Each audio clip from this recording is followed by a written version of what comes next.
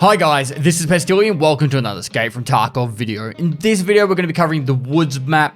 I'm going to cover all the locations of interest and everything ins and outs you should know about where to go and what to watch out for, some of the extracts and little tips and tricks throughout the map. So guys, without further ado, let's crack straight into it. So woods is one of those maps that the majority of players absolutely hate. Well, I think at least I absolutely hate, and I'm sure there's a lot of other people out there that do. It's one of those maps where if you're good at long range sniping and all that, it's heaps of fun. But if you actually just want to go in there to get your task done, it can be super frustrating. And the main reason behind that is there's no real cover from any direction at any time. The best option you have is to hug one of the walls and use that wall as a bit of cover. But because of there's so much open space, you can generally get into a fight, and within like 30 seconds to a minute of you getting in that fight, you're going to get third partied from somewhere else, and then there'll be a fourth party coming in and a fifth party, and it's just one of those things that it's one of those maps where it's really frustrating to get some tasks done. So just be careful of that, or just know that it's one of those maps where you'll probably die more than you'll survive. Because even if you do win all the fights, like there's an example where I killed 9 people recently in woods, and I still died to a player. Like it's just one of those things. So woods has a maximum of 12 players. It's on the normal day night cycle, and there's really only one key that is important to worry about. The key is the ZB014 key. Up until recently, it was just another extract key to get out easily if there was the green smoke alert up there. But even if the green smoke's not there now, there is 60 round 545 mags, which can be really helpful early on in a wipe, and also can make you a lot of money on the flea market early on in a wipe. So if you get your hands on a ZB014 key, put it aside. It's not expensive. You can get them on the flea market cheap. And every time you go woods, you should take it in there for the money you can make in there, and just the fact that it's another cheeky extract for yourself. There is the Yatoda key and the Shturman key, which I will talk about. The Yatoda key just opens up the door. It doesn't really give you much. And the Shturman key is for the hidden stash. Now, if you kill the scav boss Shturman, which is there's the scav boss plus his 2 minions. They have very high powered ammunition, and they will decimate you very quickly if you get caught out in the open against them. So they use SVDs and SKSs and stuff with really high damage rounds. And if you kill Shturman, he'll have a key on him, and you can use that key to open up the hidden Shturman stash. Besides that though, they're all the keys for the map that really you need to worry about. Now, I won't take up any more time, but what I would highly suggest is if you want to learn this map properly, probably a good idea to open this up on a second monitor or on your phone, jump into an offline raid and follow me around the map so you can learn the map as well if you're new to Tarkov. And I am making guides for all the other maps, so make sure you check out the map guide list for the most updated maps. I'll have them all out within the next couple of weeks, and you'll be able to have the most up-to-date information. Woods is also getting an expansion, and this map will be updated for that expansion. So let's crack into the raid. All right, guys, and welcome to Woods, really. This is my least liked map, but however, it is a very good map when it comes to sniping. It's probably the best map we have in the game at the moment. When it comes to taking out a sniper rifle, this is my favorite sniper rifle. It's, I call it the mostest epic sniper in the world. If you want to check out the design for it, just go to my Twitch channel and type !M700. But anyway, we are located on the scav house side of the map right now. And there's pretty much 2 major extracts you have. The whole map kind of looks like a horseshoe around a lake. So the lake is right there, and this is the scav house side right here. And on the other side, on the reference of the power station, there is the RUAF and the other, I don't know what's it called, the other main extract. I don't go by the names. UN Roadblock on the other side. Now, when you do spawn into the game, for this side of the map, you can literally spawn over here, and then all the way down on the bottom end here behind Scav House, being right there, and then all the way up along this whole edge here, all the way behind that big rock down the far end. Now, they did expand this map to have a lot wider girth around the Scav House, and it goes all the way back there, just to unclusterfuck the spawns. It used to be a lot narrower along here. That wall used to pretty much go straight right behind the scav house, and then straight up to that right there, right where that car is. So they made it a lot wider, which has made it a lot easier to extract, but it's still a bit of a clusterfuck when you first spawn in. As for scavs, if you're after scavs on this map, this area later in the game is absolutely crawling with scavs, and it's really good for that. I'm trying to give you reference points while on top of this rock. So from the scav house, this house right here that you can see, I call it the silencer shack. There's always like gun suppressors and stuff in there. And then as you go along the water's edge, you'll see a big rock down there, and there'll be a little tent down there, and that's where flash drives spawn. I'm going to get to that point eventually, but right now I'm going to show you down the other side of the map here. Being the other extract. There's 2 bunker extracts in the game, ZB014 and I think it's 016. 014 requires you to have a key, 016 doesn't. And if the green smoke is lit up there, you can extract from them. It's located just in the back corner over here. Now, in the past, there's a quest that requires you to get 60 round AK 545 mags. And in the past, you never used to be able to find the mags in here. There used to be a really low spawn chance. And this is the green smoke I'm talking about. When you do come down here, you'll find there's like random like spawns and shit. Like you get like fuel and stuff. But this is the 014 key. It's actually really worth bringing this key into this map now. Now down here, you'll find the 60 round mags. Like see right here, 1, 2, 3, 4 mags. Now, the most I've found is 5. And if you actually loot these mags, you'll see that's got PRS ammo, which is trash. That's got T ammo, which is trash. That's got T ammo, which is trash. Sometimes you'll get 7N39 ammo and BS ammo, which is worth heaps. Right, so the mags themselves are worth about 30, 40k. But usually about 30k. Early wipe, they're worth a lot more. But if you do get the ammunition in it that's good ammo, you can actually get like 50 rounds of 7N39, which is actually worth like 50,000 rubles as well. Making it that magazine is now worth like 70,000 rubles just to come down here. So, you can use this as an extract, or if you want to just come in here and just grab those mags, you can. But they're not a bad loot just for the sake of it. Now, when you are perusing around this map, I always like to use the walls as a way of defending 50% of the area. I know that sounds a bit weird, but a lot of people will run through this main middle area. And the problem with that, in my opinion, is you're generally going to have people that can shoot you from any direction. And all it takes is a bit of noise, your gunshot, a little bit of a glimpse of a person, and you are now going to get shot at from every direction. Whereas if you stick towards keeping a wall to one of your sides, you no longer have to worry about your left, for example. If I'm running around this side of the map, I don't go right up against the wall because it doesn't give much room to move left and right when fighting. But just keeping the wall on the side of you is just a good way of making it so you don't have to worry about protecting this side at the same time. So it doesn't matter which way you're going around the map, if you want to go the water side or the other side, but I like to keep one person next to me, one side of a wall or lake, just to reduce the chances of getting shot. There are a couple of weapon crates around the back here, and there is, in my video, I've got 7 hidden stashes. There are actually 9. I do need to update the video, but there are 9 hidden stashes on this map as well. I'll put a link down below to the 7 that I've got in my guide, but I do need to update that guide to have all 9. Now, as you come along here, I call this med car. I'm sure it's got a proper official name. When it comes to callouts, guys, you can call anything in the game whatever you want. It's just as long as the people that you play with know what the callouts are. Now, there's the shoreline key that spawns on here, and then the filing cabinet and the weapon crate. Inside here, this is something you should always check. A violet keycard spawn right here. Alright, so if you are coming past this car, you should definitely be checking the floor for a violet keycard.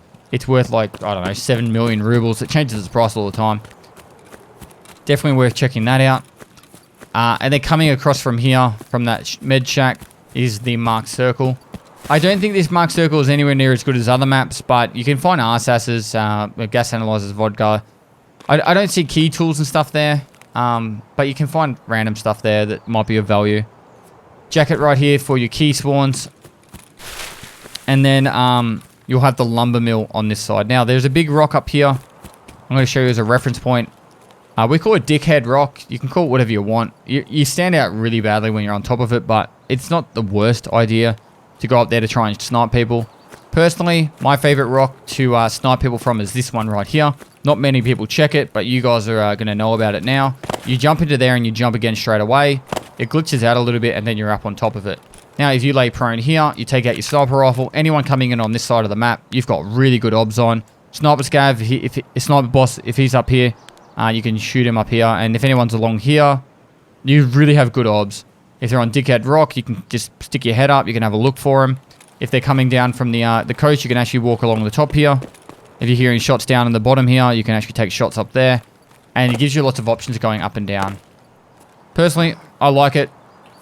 But, let's call this Pestily Rock from now on. Alright? Pestily Rock.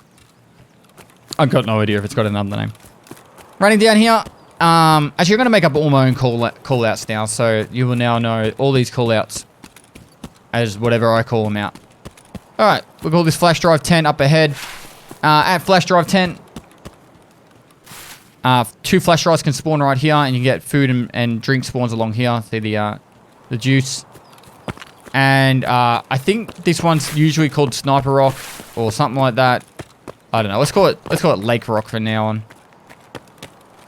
I don't really suggest people sit on top of here. The only reason I would ever suggest someone to come up here is if you can see or hear someone sniping along here, and you want to take those long-range shots to people over there. A lot of people do go up here early on, but unless you get a clear day, kind of like it is right now, if the sun was a little bit higher up, you'd actually have clear obs. Unless it's a clear day, you're not really going to have a good chance of sniping people. That is pretty much everything for this side of the map. I didn't show inside Silencer Hut, but it's literally just a hut with some wire around it and some scav spawn there. You can get some food and drink on the outside. As for the lumber mill, now this has a bit of a rework. Probably about 6 months ago, or maybe a little bit longer. The lumber mill itself is actually probably the most dangerous area of the map. Mostly because the scav boss has himself plus 2 minions, and if he catches you off, he just double taps you with an SVD or an SKS with BP ammo and absolutely destroys. Now in this car here, you've got the 2 jackets you can loot right there. You can actually just crouch in there and actually go in there. There's an ammo box right there. I've never looted the ammo box, but the jackets are definitely worth it. Over here, inside this hut, another violet keycard spawn on top of the table right here. 2 more jackets, filing cabinet, duffel bag. It's a good little hut.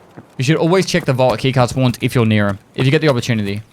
As for the scav boss and his minions can spawn in this like grass area here. They can spawn down inside there. They can literally spawn all over the shop. Inside here, behind these wood stacks here, behind the car over there. Generally, the scav boss will sit right there where I'm aiming right now, or he'll sit up on top of this rock up there. You got the 3 cabins here, and also the wood stack over here. This is Shturman's stash. Now, I did 100 runs of this and worked out the value of it. It does work out to be worthwhile. If you want to check out the video, I'll put a link down below for it. You can get Shturman's stash key. You can get the Red Rebel, which is this right here. M4s spawn really often. There's a lot of streamer items that spawn in here. Dr. Lupo's beans and all that stuff. I think the keys sell for about 200 to 250k each. So that's about 200k right there. I got no idea what the 82 keys worth. It could be anywhere between 50k and 800k. 7N39 ammo. Look, just there it's 250k. So yeah. The other spot you need to check every time you go past it is on the back of the tailgate right here. Right there is a violet keycard spawn as well. So definitely be checking that. You can find barter trade items and stuff on the shelves in here. And then for the rest over here of the lumber mill is over this way. So you have inside here the jackets and duffel bag and food. You can also find food down the bottom as well. In this one, you've got the safe, grenade box, food that can spawn up in the top and bottom. And then this one, you have jackets, duffel bag, and then more food along here. So, one thing to note with the safe is if you can get 3,000 rubles, it can be quite handy, because if you double tap O, you'll see that there's the car extract. I think it's south of V exit, so south vehicle exit. And that gate right there can have a car, 3,000 rubles, and you can get out. As for Sniper Scav, he spawns up on top of this rock. He'll walk along the top here, on this bit right here. There's majority of the times where you shoot him, like out of all the places he stands, he'll fall. There's just like one spot that he doesn't fall. So it's worth getting the kills there. Oh, there's one other spot I didn't show. There is next to the cabins, there's a Toyota truck. It's called the Yatoda. The Yatoda key right here goes to that as well. Now, there are a couple of cool little trick things you can do up here as well. I call this spine, this rock line that goes along the center here. It's really good if you actually want to shoot down into the into the lumber mill. But the issue is you are fairly exposed. They have put a lot of trees in since they did the map like rework. There wasn't ever as many trees along here, and you used to be able to have clear obs into the majority of it. But you can sit along pretty much the majority of the top of this, all the way along there, and even get on top of there, and you can snipe people all along here. If you spawn right next to the big rock here, you can run down here, and quite often, if you jump across to here, quite often I'll be able to snipe people that are up on top of here. There is a spawner up there, and a lot of people come across here and then come down, and it's fairly easy to snipe people along here. From here to there is about 300 meters, and if you use the mill dots on the reticle right here, on this site, the Voodoo site with the Remington, it's about 3 down, with M61, M62 ammo. I like using tracer ammo when I'm sniping. I don't use the 0 at all. But see how you can change the 0 down the bottom right to 300. I don't do that at all. I don't find it works well at all. I just use the mill dots. So it's up to you if you want to do that or not. Going back towards Dickhead Rock, as long as I don't break my legs. Cool, we're good. There's a little shortcut towards the Red Rebel Extract that you can use.